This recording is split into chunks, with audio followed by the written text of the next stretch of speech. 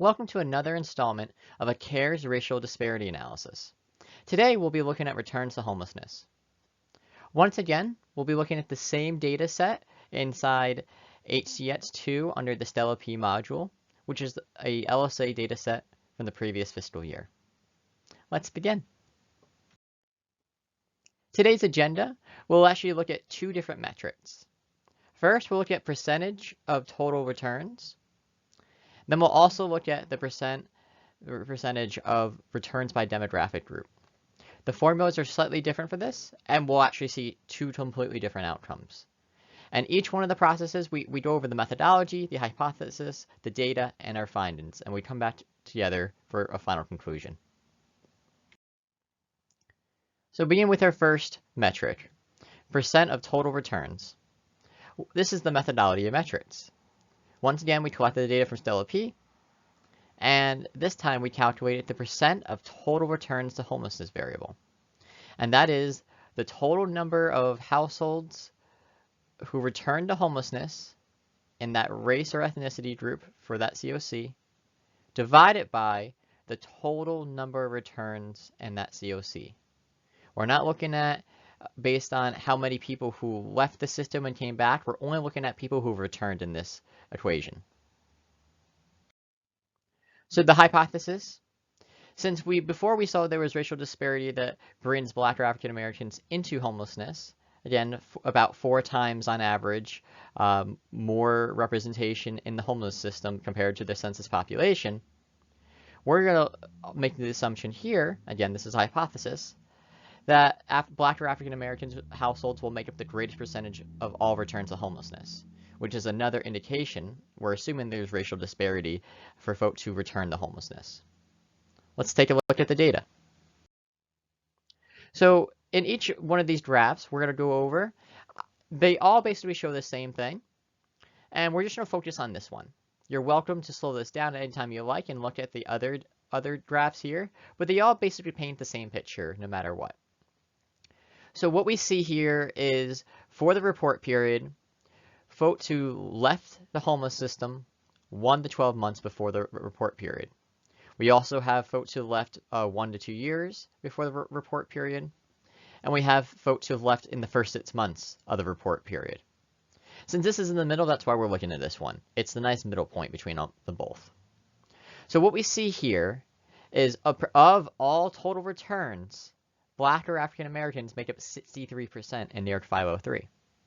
Let's take a look at the next community. In New York 507, we can see that Black or African American households make up 60% of all returns to homelessness in this period right here of those who left it in that 1 to 12 months. That's double the white, non-Hispanic, Latino.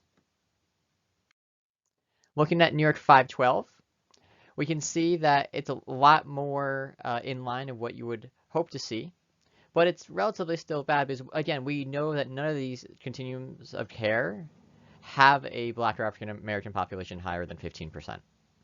So the fact that 40% of all returns to homelessness are Black or African American is still a concern, even though it's not greater than white, non-Hispanic, non-Latino. It doesn't mean there's not a problem still. You notice that we skipped over New York 516. That's because in the data that we have, there were less than 100 people we could look at. Therefore, all the numbers were skewed. So we just moved on to New York 601. Once again, this pattern continues of all returns to homelessness. 54% were Black or African American. New York 602, similar to what we saw in New York 512, a much more close neck-to-neck relationship, but still, of all the folks who left homelessness, 45% of the folks who came back from homelessness, from being served and acting in the homeless system, were Black or African American.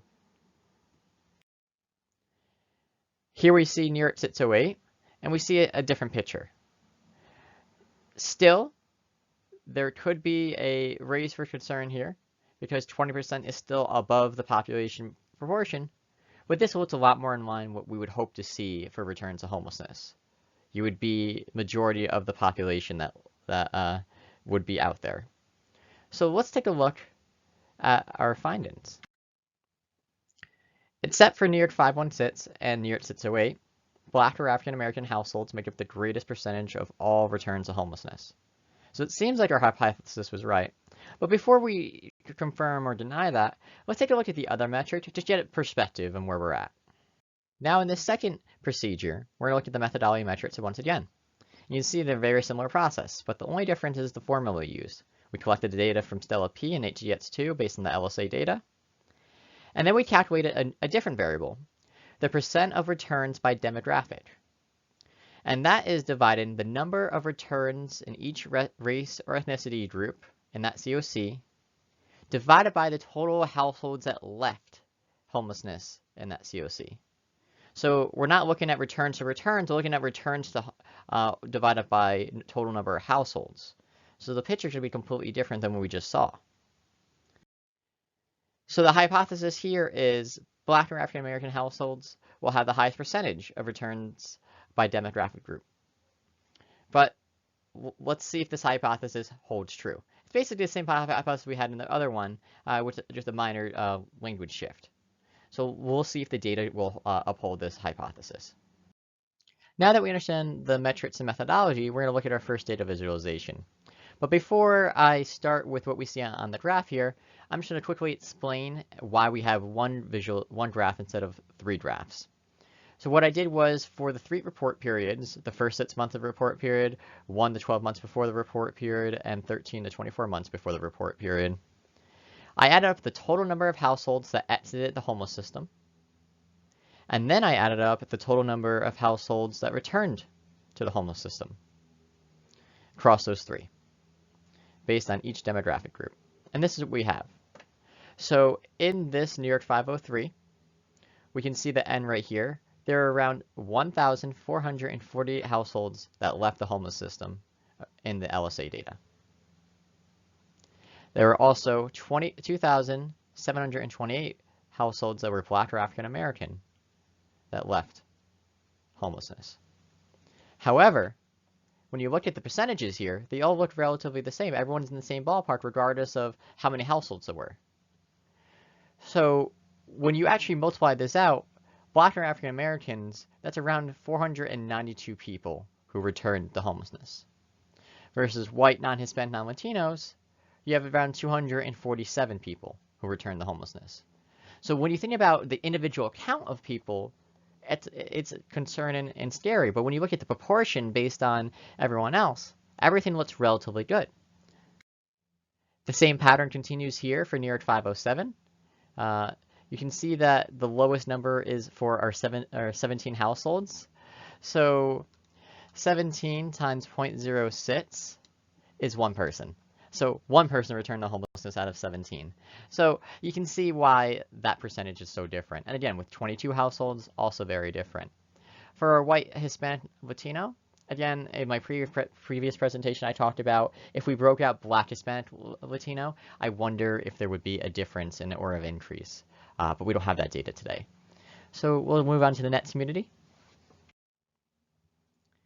Once again, we see, again, a similar neck-and-neck relationship for all the demographic groups, except for Asian. But once again, look at this. Look at the sample size. 4 households. So 2 of the Asian households in the report in this data returned to homelessness. So that's why it's 50%. Take percentages always with a grain of salt and understand your sample size. Then you can actually have real meaning to what the numbers are telling you. New York 601. Once again, see these high percentages.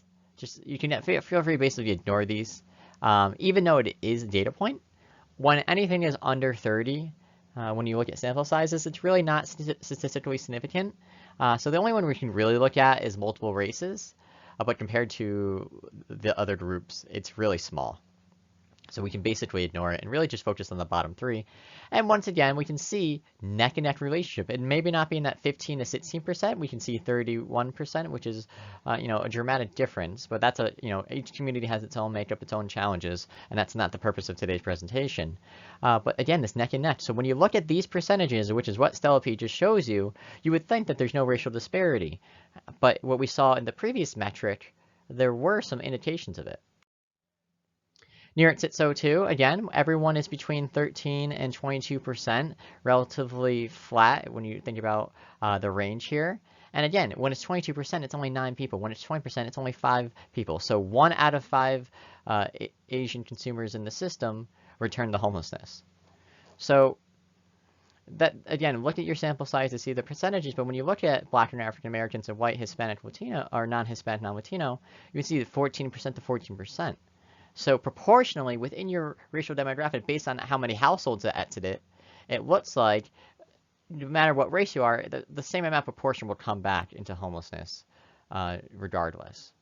And that might be just an indicator of the success of the system or other possible barriers as well. Again, we're not diving into it. We're just showing how the numbers differ when you look at different metrics. And once again, New York 516 and SITS have been excluded from this analysis because they don't have enough households to even look at. So all the numbers were very skewed. So we're looking at New York 608, one of our final COC here. And once again, we can see that Black and African Americans actually proportionally return to homelessness less than, proportionally, than white non-Hispanic non-Latinos. And we also have this relationship is even more interesting because I believe for the first time in all our communities, we actually have an opposite size of households that exited the homeless system. So we have fewer Black or African American households that exit the homeless system and more white non-Hispanic non-Latinos that exit the homeless system. So the numbers are slightly different, but again, everyone has stayed relatively in range, when you exclude the people with the small sample sizes. So our findings. Black or African American households had similar percentage of returns to homelessness compared to other demographic groups. So that conflicts with the hypothesis for this metric.